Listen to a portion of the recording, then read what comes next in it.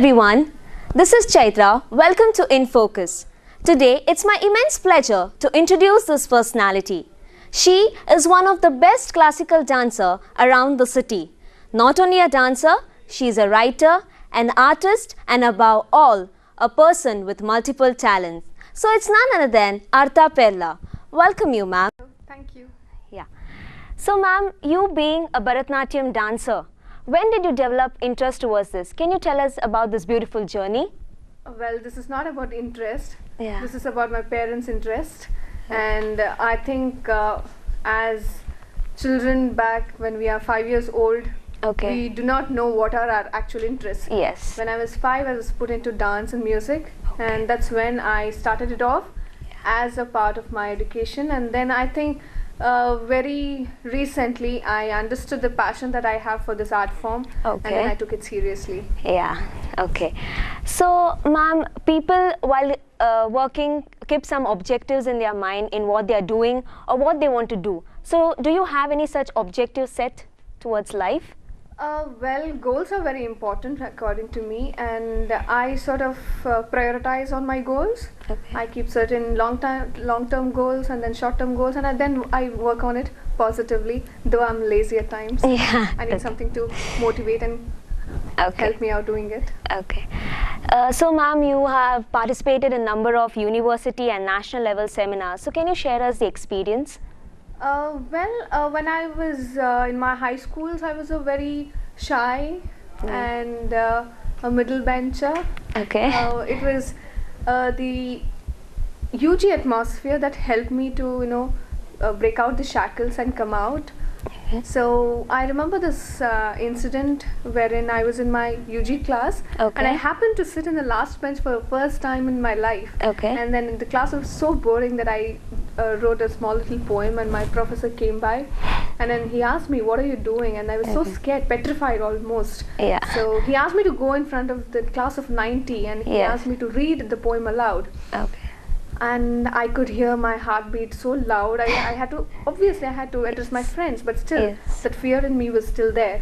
And then I read the poem in front of everyone, and they all loved it, they applauded it. And then I think that was the first time I addressed such a large gathering. And then I found out a power inside me with which I could address any number of gathering. I can now straight away go into a mob and start talking about things. So I think that sort of gave me a very important motivation at that point in time. And I think after that, for every event I was put on the list. Okay. So I could explore a lot about my interest in literature, my areas, and that's how I got opportunity to work for national and international seminars. That's very nice, ma'am.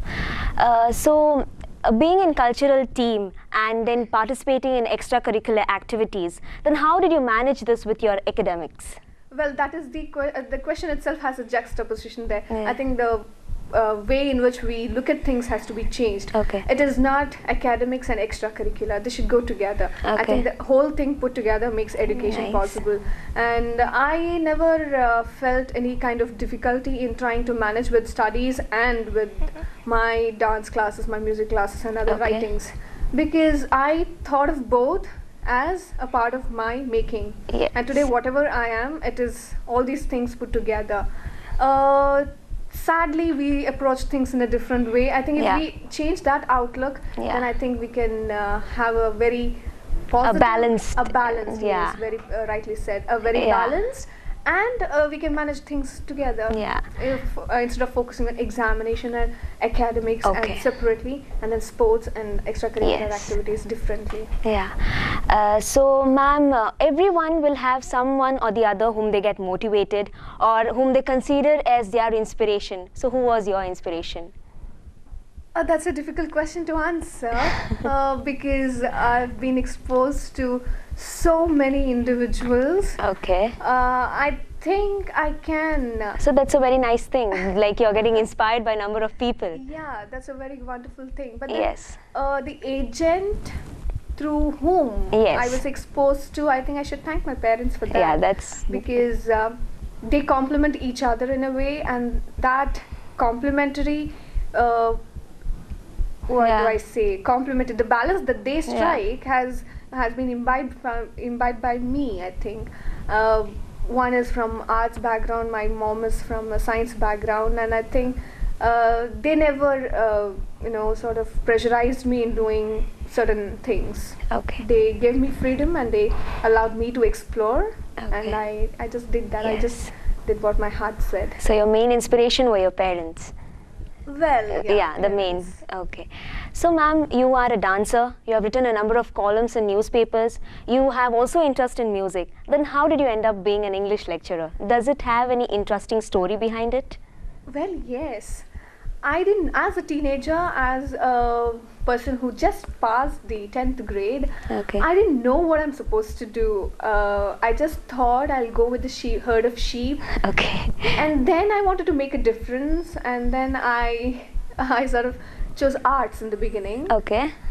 And I think I have time to narrate the story, I think. Yeah, yes, sure ma'am. Yeah, so I picked up textbooks for my arts classes, and then just a day before the college began, I had thousands of butterflies flying in my tummy, and I didn't know how to handle that. Yes. And I just went and told my dad I want to change my subject from arts to science. So how did your dad react to it? He just told me one thing: if you had told me earlier, the money that I spent on textbooks would have been utilized somewhere else. So that was the Okay. reaction that he gave me. Okay. And then the decision of mine was welcomed. Okay. So then suddenly the next day I'm in a science class, PCMB. Nice. Okay.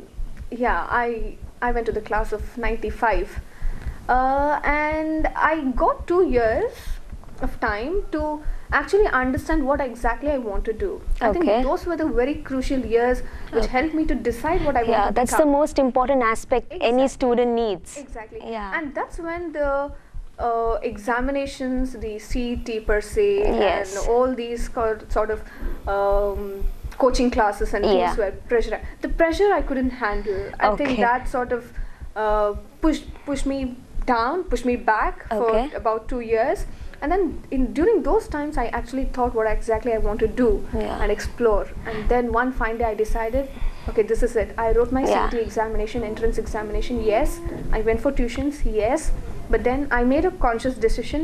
I went to my alma mater, my Yeah. Aloysius Degree College. Okay. I filled the form, Yeah. autonomous. Okay, yeah. I took the decision. I did everything. Yeah. And I went back and told my dad that I have already, given my application for arts, Yes. journalism, psychology, and English literature. And I've done that. Then dad was like, well, if this was the case, why did I spend so much on your tuitions? Okay.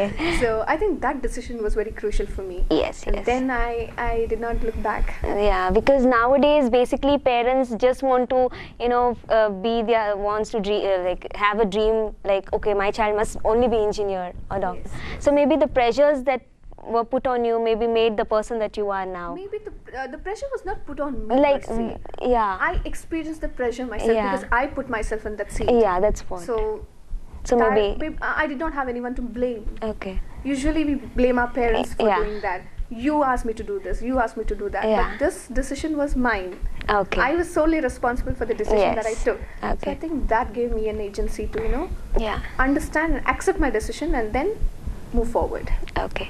So ma'am, as you have keen interest in music, dance and all, and you also like to read books, so do you have any such favorite music, books and films? Like, This is one question which I dread to answer because yeah. I cannot pinpoint on one particular thing and say that this is my favorite genre, this is my favorite music, this is my favorite color.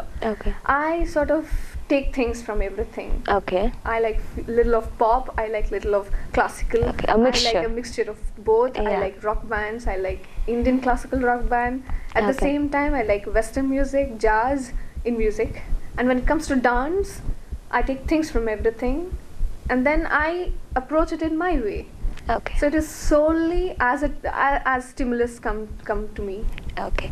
So ma'am, what are some of the known facts you want about yourself, you want people to know? Like, About myself as Yes. in known facts or Yeah. unknown facts about me?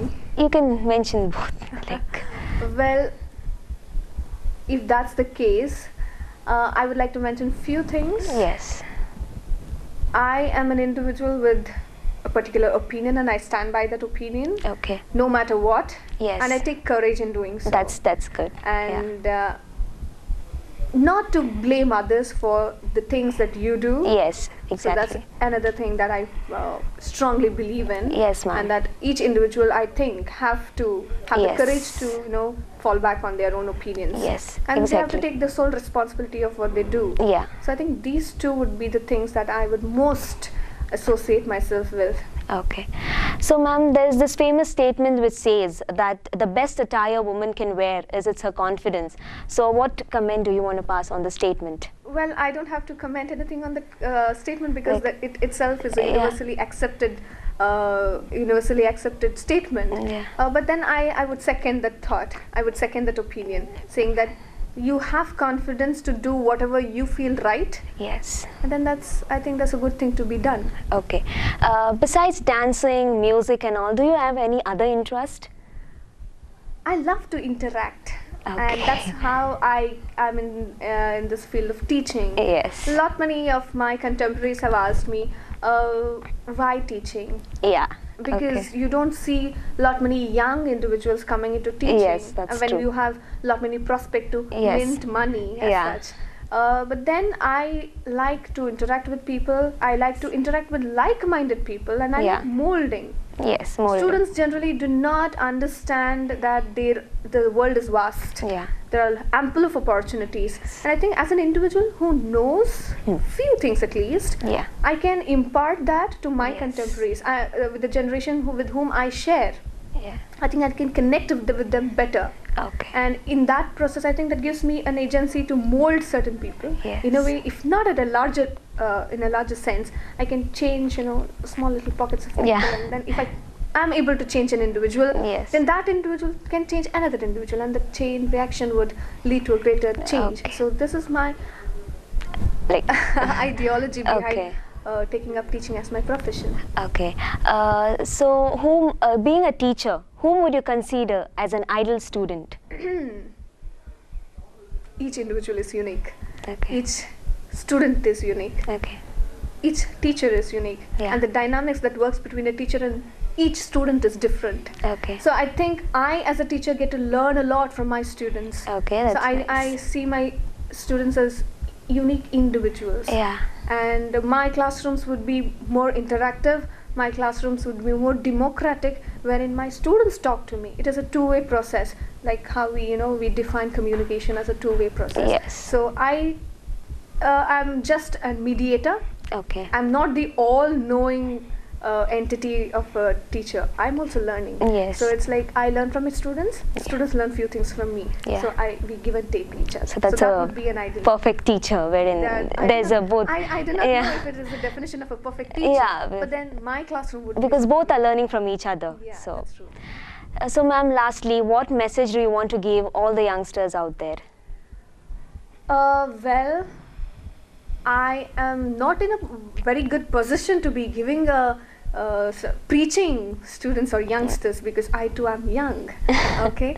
But then I would like to tell my peers that it is very important to expose yourself to the world outside. Yes. Because in the process of modernization and urbanization, etc. Yes. So many issues around that.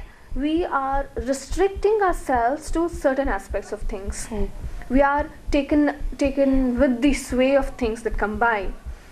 I think if we are able to sort of sit back, look at things, analyze them, and move forward, I think that would be wonderful.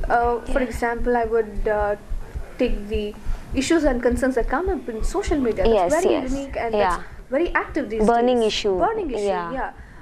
At the moment, whatever issue comes at hand, we sort of rush towards it. Yes, Don't stop doing that. Yeah. You just don't go like a sheep in a herd. Yeah.